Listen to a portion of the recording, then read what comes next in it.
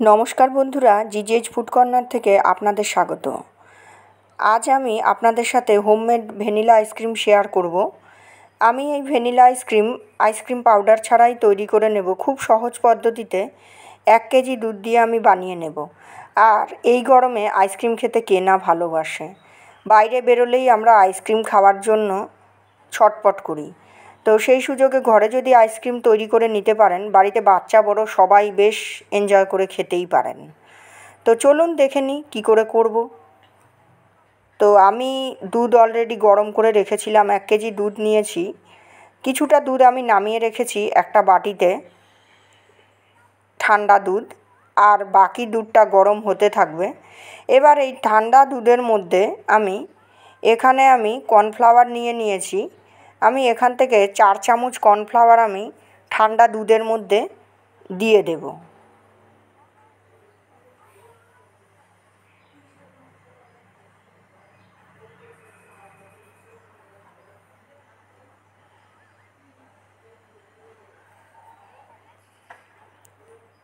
তো এবার খুব ভালো করে এটা মিশিয়ে নিতে হবে। খুব ভালো করে মিশিয়ে নিতে হবে যেন না কোনো লাম্পস থাকে।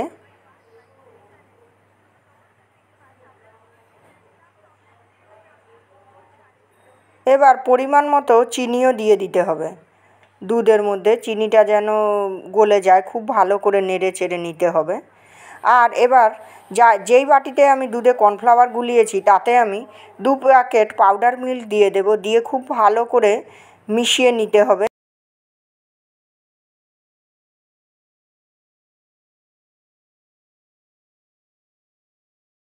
মেশানো হয়ে গেলে এই মিল্ক মিক্সচারটা আমি দুধে দিয়ে দেব।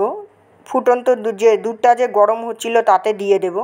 দিয়ে এবার খুব ভালো করে খানিকক্ষণ নাড়াতে থাকবো যেন না নিচে আটকে যায়, তাহলে পুড়ে গেলে বুঝতেই পারেন একটা সরপোড়া গন্ধ বাজেই লাগবে খেতে। তো এই অবস্থায় খানিকক্ষণ নাড়তে চাড়তে থাকবেন। এবার আপনারা আপনাদের ইচ্ছামতো ফ্লেভার ব্যবহার করবেন। আমি এখানে ভ্যানিলা এসেন্স ব্যবহার করেছি।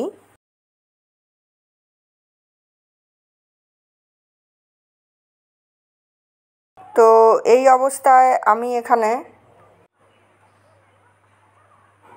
খানিকক্ষণ নেড়ে নিলাম। কিছুক্ষণ নেড়ে নেওয়ার পর লো টু মিডিয়াম ফ্লেমে রান্না হতে থাকবে। হাই ফ্লেমে একদমই রান্নাটা করবেন না। দেখুন আস্তে আস্তে দুধটা খুব সুন্দর ঘন হয়ে আসছে। কনসিস্টেন্সিটা দেখলেই বুঝতে পারবেন। দেখুন অনেকটা থিকনেস হয়ে গেছে।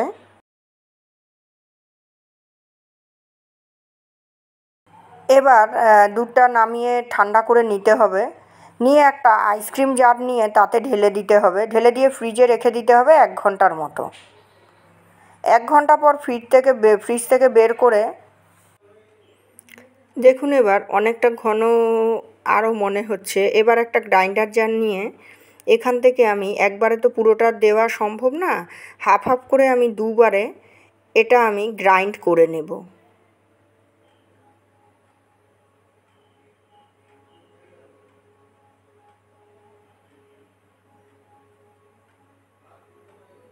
যেটা আমি গ্রাইন্ড করেছিলাম সেটা আমি একটা পটে ঢেলে রাখছি।